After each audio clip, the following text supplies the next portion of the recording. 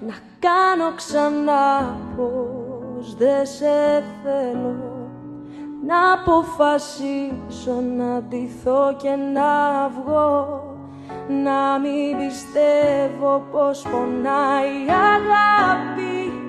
Τώρα είμαι μέσα στη νύχτα, στη μέση του